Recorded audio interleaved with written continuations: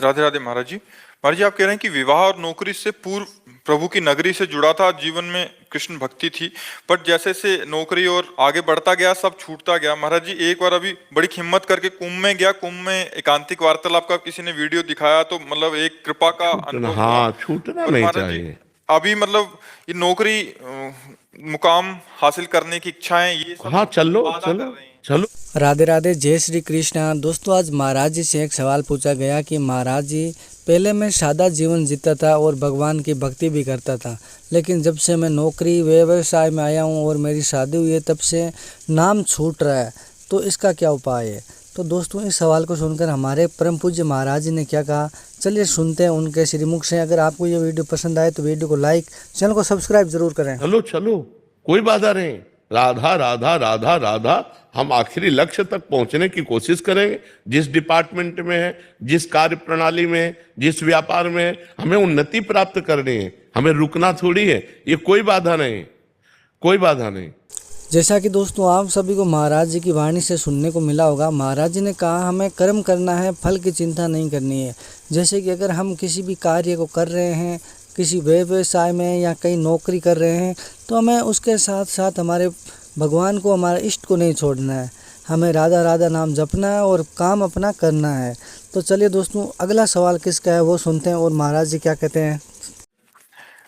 महाराज जी, क्या भगवान से ऊपर भी कोई है? अगर नहीं है तो कर्मों को भोगना ही क्यों पड़ता है? महाराज जी, जन्म लेना ही क्यों पड़ता है? क्यों? जैसा कि दोस्तों आज इस व्यक्ति ने महाराज जी से ही सवाल कर लिया कि महाराज जी, क्या भगवान से भी कोई ऊपर होता है या नहीं होता है? अगर हमें कर्मों का दंड ही मिलना है तो हम जन्म ही क्यों लेते हैं? हमें भगवान ने जन्माया है क्यों? तो दोस्तों, इस सवाल का हमारे परम पूज्य गुरु जी ने क्या जवाब दिया, आप सभी को इस वीडियो में सुनने को मिलेगा। आपसे एक ही निवेदन है, वीडियो को लाइक करें, चैनल को सब्सक्राइब करें और इस वीडियो को अपने परिवार वालों के साथ शेयर जरूर से कर दीजिएगा। क्यों? कानून जो बना हुआ है उन्हीं के द्वारा बनाया हुआ है। अगर आप उस कानून में गलत हो तो आप पिटोगे कि नहीं पिटोगे, फंसोगे कि नहीं फंसोगे, जेल जाओगे कि नहीं जाओगे? कर्म तो भगवान की मर्जी से ही होता है, नहीं, हमारी मर्जी नहीं। हाँ, तुम्हारी मर्जी से। भगवान ने आके कहा था तुमसे शराब पियो, भगवान ने तुमसे कहा था मुर्गा खाओ। भगवान ने हमें पैदा ही क्यों करा? क्यों? सही पूछो तो भगवान ने पैदा करके कृपा की है, आनंद के लिए पैदा किया है। हम आनंद लें। हम गलत मार्ग में क्यों जा रहे हैं?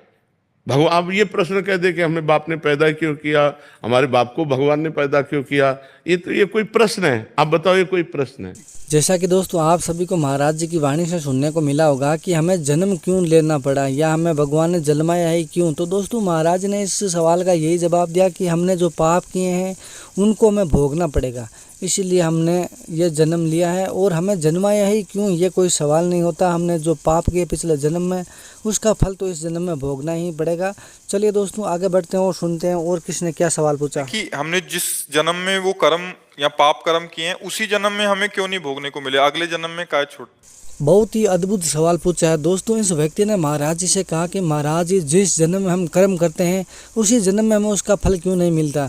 अगर हमने गलत कर्म किया तो हमें दंड, और अच्छा कर्म किया तो हमें उस जन्म में फल क्यों नहीं मिलता है? तो चलिए दोस्तों, महाराज जी की वाणी से सुनते हैं और इस सवाल का हमारे गुरु जी क्या जवाब देते हैं, आप सभी को इस वीडियो में सुनने को मिलेगा। वीडियो को लाइक करें, चैनल को सब्सक्राइब करें। चलिए वीडियो देखते हैं। आज कोई केस हो जाए तो 10-10 वर्ष लगता है मुकदमा चलने में, नहीं? फिर इसके बाद पता चलेगा कि आजीवन कारावास, फिर उसके ऊपर जुर्माना भी।